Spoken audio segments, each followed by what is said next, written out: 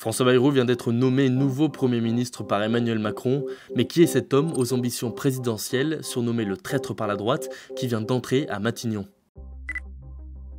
François Bayrou, né le 25 mai 1951 à Bordères, dans les Pyrénées-Atlantiques.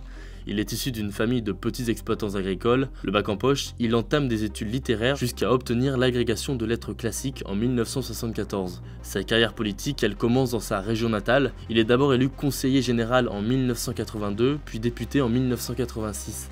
Ses premiers pas au gouvernement se font au ministère de l'Éducation nationale en 1993.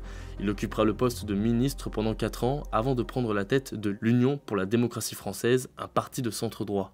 Mais François Bayrou rêve plus grand. En 2002, il tente une première fois l'ascension de l'Élysée, une seconde fois en 2007. Je suis candidat à la présidence de la République.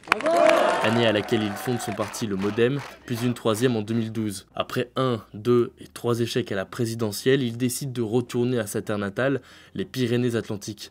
Il échoue à la 2e place des élections législatives de juin 2012, mais parvient à briguer la mairie de Pau 2 ans plus tard. À l'élection présidentielle de 2017, François Bayrou tente sa chance pour une 4e candidature avant de faire volte-face. La décision que nous avons prise ensemble d'alliance est à mes yeux un vrai tournant, non seulement de cette campagne, mais également de la vie politique française. Son alliance avec Emmanuel Macron est perçue comme une trahison par la droite. Je crois qu'il a trahi à peu près tout le monde, tous ceux qu'il a servis, tous ceux avec lesquels il a travaillé, il a trahi ses idées, il a trahi ses convictions, et aujourd'hui, il veut toucher la rançon de ces trahisons.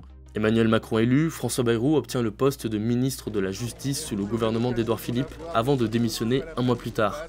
En cause, des soupçons d'emploi fictif concernant des assistants parlementaires issus de son parti, le MoDem. En 2020, Emmanuel Macron le ressuscite, le président le nomme haut commissaire au plan, puis le consacre en 2024 en le nommant Premier ministre.